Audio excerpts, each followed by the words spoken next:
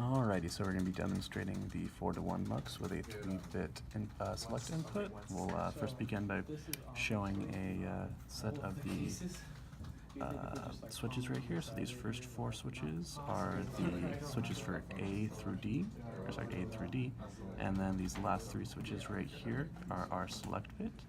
And these all correlate to this K12 LED right over here. So when we begin, we're just going to start with a demonstration of the select bit correlating to the A input. So when these are both 0, 0, 0, it correlates to this A, and then these other switches work for it. And then we can do it for 1, which should correspond to this B, which does, and none of the other ones as well. And then we have it for 2, and that should correspond to C, which it does, no other ones. And then lastly we have it for D, which should be that one, which no other ones as well. This is the demo for the 2 to 4 decoder. This is a 0 and a 1, or a 2-bit input, and then our output will be on these LEDs, 4 LEDs here. So let's test out 0, 0, which should output 0, 0, 0, 1. Input 0, 1, it should output 0, 0, 1, 0.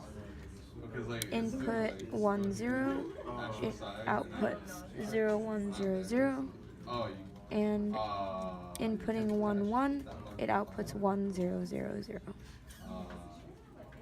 Alrighty, so for this demonstration, we're going to be demonstrating the 4-bit adder. We use a ripple carry adder. As we can see, it's already set to the default. I'm going to kind of go through this right now. These 4 switches regard the first 4 bits. These are the next 4 bits, and then this is the carry in, which is also illustrated right there with the carry out output. So to begin, we'll just start with 1 plus 1, which is equal to 2. And then we can also have a carry in, which also equals it to 0, which is perfect. So then we'll start with this again. Let's do something fun. Let's do something like 3 plus, I don't know, let's do 3 plus 2, which is equal to 5. Pretty exciting. And I guess that's it. This is the demo for the simple comparator that has 2 2-bit inputs and 3 1-bit outputs. We will be testing which one are less than, equal, and greater than.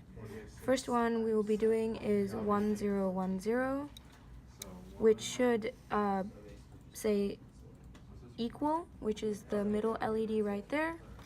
Then it should be 1, 1, 1, 0, which should be greater than, which should be the first LED right there, and 0, 0, 0, 1 is less than, which should be the third LED right there.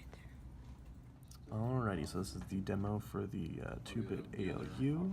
I will first begin by explaining what our switches are. So our switches, starting from right to left, these first 2 ones are for A, the second 2 are for B, and at the very end, these are for our operation declaration. And then they correspond to these first top 2 LEDs, which are P14 and K12. So beginning, let me just get something up real quick. So beginning, we'll start with the operation. We actually have fixed values right over here. This is for A, so for A we have it fixed at 3, and for B we have it fixed at 2. So we'll just must be playing with these operation declarations over here. So what we begin with 0, 0.